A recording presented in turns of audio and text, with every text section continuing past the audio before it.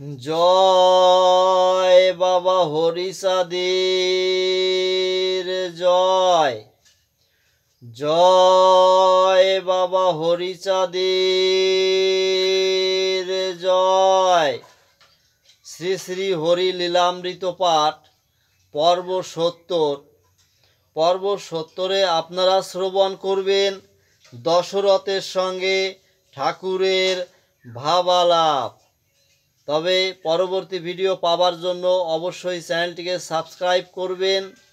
এখন আপনারা শ্রবণ করবেন দশরথের সঙ্গে ঠাকুরের ভাবালাপ। ঠাকুর বসেন গিয়া চটকা তলায়, দশরথ গিয়া তথা প্রণমিল পায়। ঠাকুর জিজ্ঞাসা করে, পড়েছ কৌপিন? কৌপিনের মহিমা না জানিয়া তো দিন। 3 বেলা স্নান করে কে হয় বৈরাগী? জলে ডুবে পান কৌরি সেও কি বৈরাগী? বাবা বলছেন, দয়াল হরিচাঁদ দশরথকে, যে কৌপনি পড়েছ এবং 3 বেলা তো স্নান করো, তাই কৌপনি পরে কি 3 বেলা স্নান করে বৈরাগী হওয়া যায়? পান কৌরি সেও তো 3 বেলা স্নান করে, সেও কি বৈরাগী? বিবেকে বৈরাগ্যতা কি বাহ্য শৌচে হয়? বনে বনে থাকিলে কি কৃষ্ণ পাওয়া যায়? স্নান বল কারে, স্নান বল কারে, শুধু পৌ পরেতে ধোয়া। আত্মা শুদ্ধ না হলে কি যায় তারে পাওয়া? যে স্নান করলে শুধু হবে না, স্নান করলে তো উপরের অঙ্গটা ধোয়া হচ্ছে, কিন্তু তোমার আত্মা যদি শুদ্ধ না হয় তাহলে কৃষ্ণকে পাওয়া যায় না। দশরথ বলে, এতদিন কি করেছি? হরি তত্ত্ব না জানিয়া ডুবিয়া মরেছি। অঙ্গ ধৌত, বস্ত্র ধৌত, ছাপা জপ মালা, বহিরঙ্গ ব্যাজ্য ক্রিয়া সব ধুলা খেলা। যতদিন নাহি ঘোষে চিত্ত অন্ধকার, ততদিন শৌচাচার ডুবা ডুবি সার। ব্যাধিযুক্ত দোষে রসনাতে রুচি নাই, জল ঢালা ঢালি হয়েছিল সুশিবাই। যত করিয়াছি প্রভু সব সুশিবাই, তব কৃপদক বিনে চিত্ত ধৌত নাই। শ্যাম জলধর বলে, চাতক যে হায়, জলে ডুবে সে কি কবু শুদ্ধ হতে চায়। স্নান করিয়াছি অন্ন খেতে পারি নাই, বিনা স্নানে ব্যাধি গেল চতুর্গুণ খাই। বলছে, স্নান করেছি, অন্ন খেয়েছি, তবু ব্যাধি যায়নি, কিন্তু আজ বিনা স্নানে খেয়ে ব্যাধি আমার চলে গেল। প্রভু বলে, তবে বাপ আর কি বাসাই?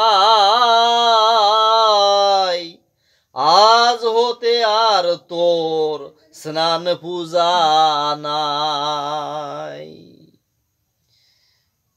প্রয়োজন নাই তোর ডুবাইতে জলে, ডঙ্কা মেরে বেড়া গিয়ে হরি হরি বলে। বাবা বলছে যে আজ থেকে তোর আর কোনো স্নান করতে হবে না, তুই ডঙ্কা মেরে হরি বল করে বেড়া।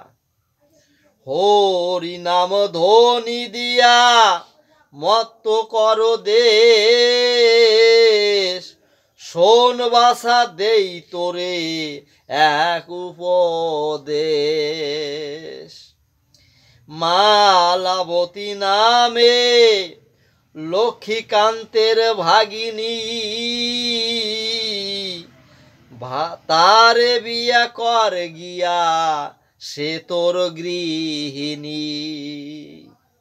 লক্ষ্মীকান্ত নিকটে বলিলে বিয়া হবে,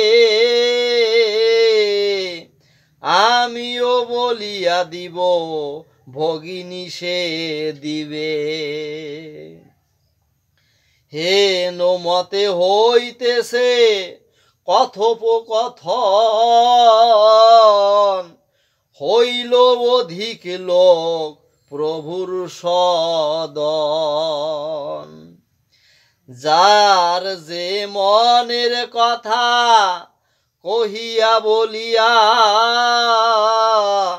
সিও সিও স্থানে সবে গেলেন চলিয়া। মধ্যাহ্নে সময় হলো কথোপকথনে, প্রভু বলে দশরথ যাবি কোনখানে। খেতে সাধু আছে তোর লাবড়া ব্যঞ্জন, চল বাসা খাই গিয়ে হয়েছে রন্ধন। চল বাসা খাই গিয়ে হয়েছে রন্ধন, তার মানে বাবা বলছে যে তুই তো লাবড়া ব্যঞ্জন খেতে চেয়েছিলি, চল রান্না হয়ে গেছে। সে ভাই বসিল গিয়া প্রভু হরিসাদ, দশরথ পাতে হাত লইতে প্রসাদ।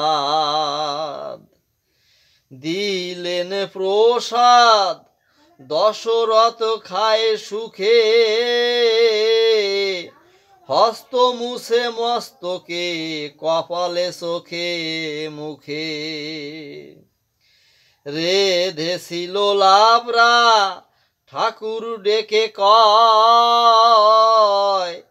দশরথে দেহ লক্ষ্মী যত খেতে চায়। মহাপ্রভু বলে খাও উদর পুরিয়া, পাইয়াছ মুখে রুচি লহরে খাইয়া। জগত জননী লক্ষ্মী দিলেন পায়স, সানন্দে ভোজন করে অন্তরে সন্তোষ। স্বহস্তে মা শান্তি দেবী দেন দশরথে, উদর পুরিয়া সাধু খায় ভালো মতে। সে বাওয়ান্তে ক্ষণকাল রহিল বসিয়া,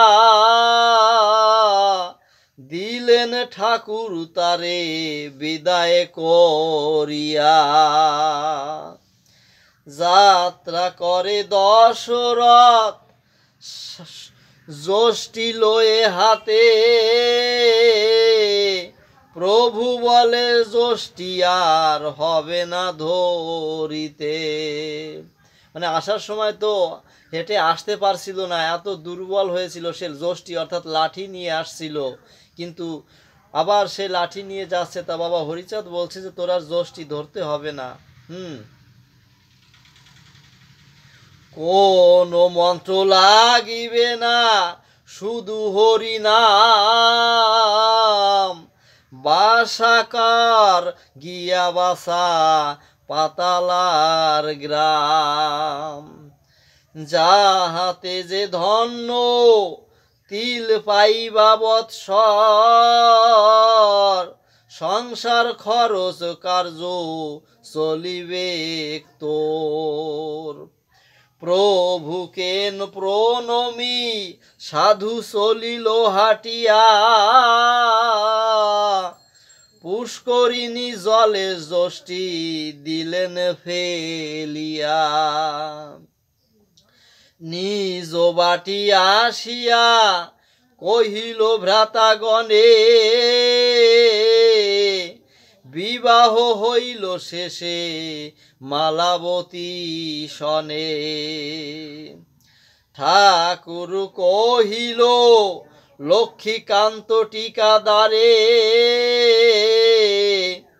লক্ষ্মীকান্ত ভগ্নি দিল আজ্ঞায় অনুসারে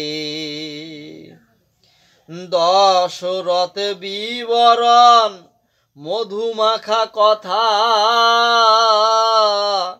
কবি কহে হরি বল দিন গেল বৃথা হরি বল হরি বল হরি বল হরি বল।